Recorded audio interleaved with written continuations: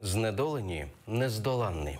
Сборник историй о переселенцах из Донбасса и оккупированного Крыма презентовали в Киеве. Это рассказы людей, которые вынуждены были покинуть свой дом и начать новую жизнь.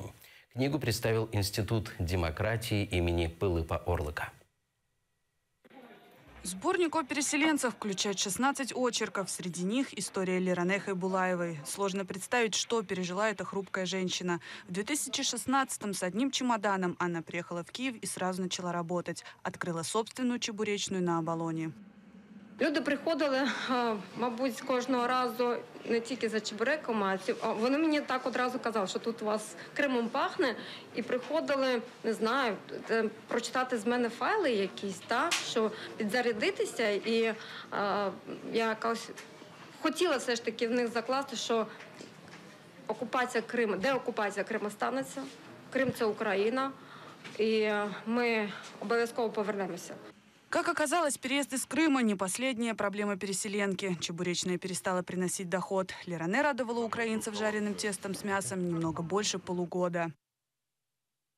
Там началось строительство очень большого торгового центра, и трафики людей изменились в бизнесе с фастфудом. Но трафик людей, когда ты стоишь уже в 50 метрах от массового потока людей, уже бизнес, выручка падает на 15-30%. А это ощутимо для малого бизнеса. Истории в основном писали сами переселенцы. Автор очерка Лиране говорит, что решила принять участие в написании этого издания, чтобы история крымско-татарских переселенцев не осталась без внимания. Нарис я чітко для себе розуміла, що це буде історія кримсько-татарського переселенця.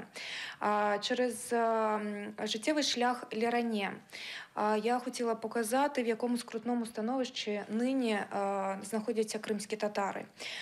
Чомусь так склалося, що за історію свого існування кримські татари щоразу стикаються з якимось неймовірними складнощами, так само, як і зараз.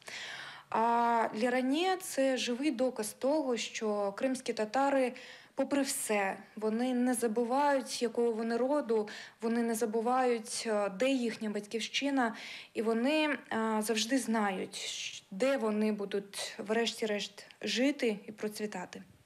Это уже второй сборник истории о переселенцах, который разрушает миф об отверженных и обиженных. 1–1,5% матеріалів присвячено проблемам переселенців.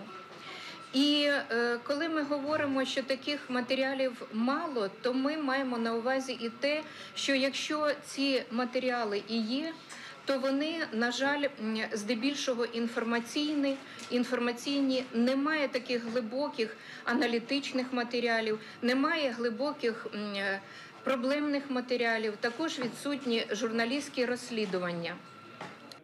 Более 30 историй переселенцев уже доступны украинскому читателю в 2 изданиях. Инициаторы планируют выпуск следующего альманаха. Елизавета Цареградская, Эдем Иминов, Заман, АТР.